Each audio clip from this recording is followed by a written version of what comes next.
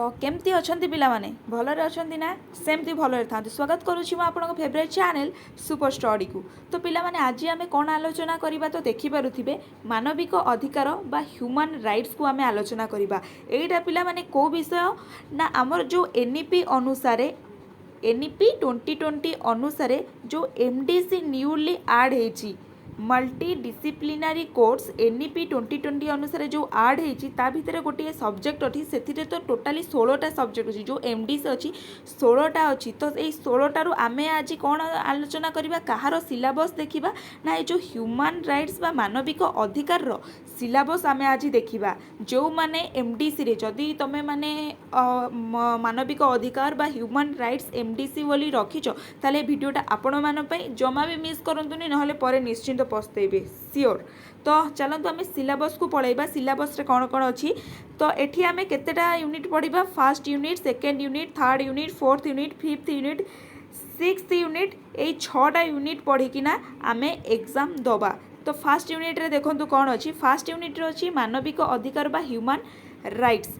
एठी अच्छी आमे कौन पढ़िबा ना अधिकार अर्थ अधिकार संज्ञा वैशिष्ट्य अधिकार और कर्तव्य मध्य संपर्क अधिकार सुरक्षा उपाय मानविक अधिकार संज्ञा मानविक अधिकार उत्पत्ति। एठी देखो पिला माने एठी पढ़िले आमे कौन ना अधिकार संज्ञा और वैशिष्ट्य एठी पढ़िबा मानविक अधिकार संज्ञा और वैशिष्ट्य। देन विकास अधिकार उल्लंघन देन मानविक अधिकार तत्व मानविक अधिकार सार्वजनीन और सांस्कृतिक विविधता। तो एटा पिला माने लॉन्गली तुमको जना पड़थबो कि ए यूनिट 1 रे एते सब अच्छी बिल्कुल भी पिला माने एते किछि नहीं। खाली सिंपल वे रे आमे जदि देखिबा अधिकार अर्थ संज्ञा पढ़िबा मानविक अधिकार संख्या पढ़िबा यार विकास और उल्लंघन बाकी ए जो किछि अछि एटा टिके शॉर्ट टाइप रो अछि। जते बेले मु क्वेश्चन आंसर भी तुमको बही रे जते कांसेप्ट क्लियर करबी मु सेते बेले बुझाई देबी कि ए जिंसटा कोन कोन ठीक अछि। देन आमे यूनिट डबल आई की जिबा। यूनिट डबल आई रे अछि कोन ना आंतर्जातिक मानविक अधिकार घोषणा बा इंटरनेशनल ह्यूमन राइट्स अछि। आधे कौन जाऊँगी ना सार्वजनीन मानविक अधिकार घोषणानामा नागरिक और राजनैतिक अधिकार 1966 सामाजिक और सांस्कृतिक अधिकार 1966 तृतीय पीढ़ी अधिकार देन अतिरिक्त मूल 1976 मानव एटा किछि नै। हाँ एठी देखंतु तेहराना सम्मिलन गोटे अच्छी भिएना सम्मिलन ये दुईटा टिके इम्पोर्टाट अच्छी एग्जाम रे आसी पारे कि मानविक अधिकार निमंते तेहराना सम्मिलन गुरुत्व वर्णना कर बा मानविक अधिकार निमंते भिएना सम्मिलन गुरुत्व आलोचना कर। तो सहीटा दुईटा गोटे लंग क्वेश्चन हो पार मु कॉन्सेप्ट क्लियर करी व्यस्त हूँ। तो एठी पिला माने ए जो सब्जेक्ट रे ना ए जो यूनिट रे ना ए यूनिट रे फर्स्ट एट देखो ये जो तृतीय पीढ़ी रे देइछि एठी जो फर्स्ट और सेकेंडटा जाउछि एको गोटे गोटे पीढ़ी कहती first generation second generation third generation fourth generation ठीक अच्छे। ये जो चारिटा जेनेरेशन गला ना एटा पॉलिटिकल साइंस रो फिफ्थ सेमिस्टर पिला माने फिफ्थ सेमिस्टर रे एटा विषयटा टोटाली अच्छी। ये जो फोर्थ आमे जो चारिटा जेनेरेशन कहले से चारिटा generation long question short question mini short question जहाँ को आमे कही ताऊ 2 मार्क्स बा mini long question 2 marks 5 marks. तो यही केवल चारिटा जेनेरेशन पढ़ी ही देइथिबा। तो ह्यूमन राइट्सटा कॉम्पिटिटिव एग्जाम पाई तो बहुत इंपोर्टेंट पिला माने मो मतरे। देन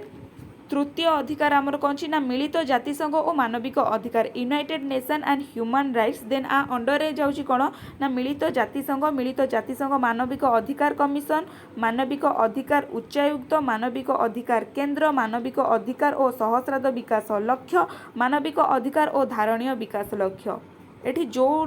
जो गोटे गोटे ये देश ना ए माने समस्ते गोटे गोटे लॉन्ग क्वेश्चन जेतबे आमे लॉन्ग क्वेश्चन वे को कंप्लीट करबा तो सेतबेले माने इजी हम पढ़ापी ठीक अच्छे। देन आमर आसीगला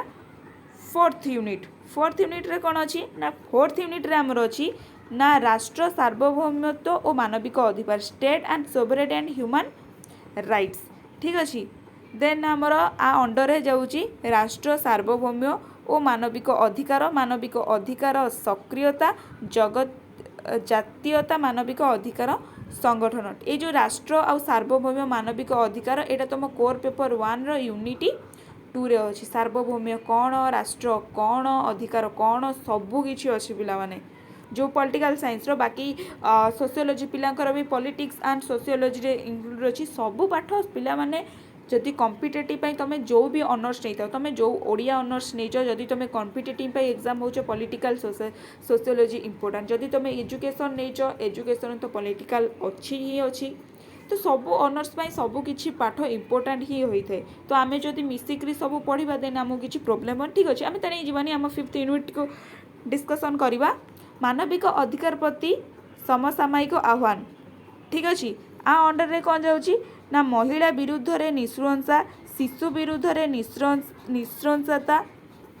अनुसूचित जाति और जनजाति विरुद्ध रे नृशंसता संख्यालघु विरुद्ध रे नृशंसता दिव्यांग और अक्षम विरुद्ध रे नृशंसता मानविक अधिकार उपरे जगतीकरणर प्रभाव परिवेश और मानविक अधिकार शरणार्थी देशांतर विस्थापना गोती श्रमिक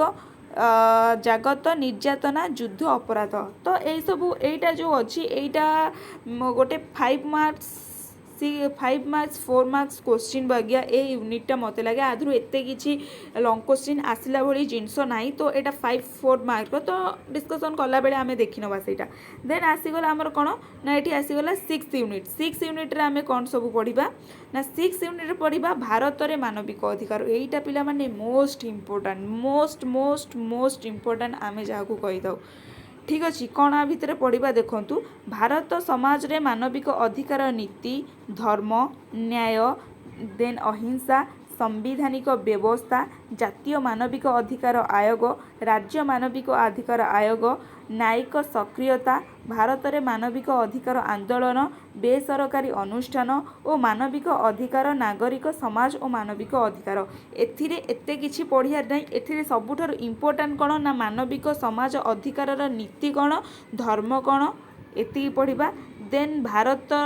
देन आज जातीय मानविक आयोग राज्य मानविक आयोग यहीटा 2टा लंग क्वेश्चन भाया हम देन बाकी सब सर्ट क्वेश्चन यहाँ बहुत इंपोर्टेंट पिला माने ये जेतिकी भी यूनिट आपन को डिस्कसन कली कॉम्पिटिटिव भी एग्जाम बाकी तुम अदर थिंग तुम नॉलेज बढ़िबो कि आमर अधिकार कौन आम अधिकार कौन ये जो आमर आमे एज ए ह्यूमन परिका आमे बंचुचे तो ये ह्यूमन मानकर राइट्सटा कौन मोस्ट इम्पोर्टाट पिला माने मु बस तुमको एमती सेमती कहीदौनी यहाँ इम्पोर्टाट बोली ही कहूँ ठीक अच्छे पिला माने तो बेसी किसी करी वीडियो को लेंदी करने चाहूनी आशा करुँची वीडियोटी आपण बहुत हेल्पफुल होइथिबो जदि हेल्पफुल होती लाइक कमेंट शेयर निश्चिंत करी आ मो सहित जड़ी रहिले निश्चिंत भाव में तुम A1+ मार्क स्कोर करिपारिबो ठीक अच्छे मुझे 100% ग्यारंटी दे कहूँ तुम A1 A+ पाइबा कथा पाइब मु लेखिकी आपको दे पारि ठीक अच्छे आशा करुँची वीडियोटी बहुत हेल्पफुल होइथिबो तो रहिली नमस्कार जय जगन्नाथ।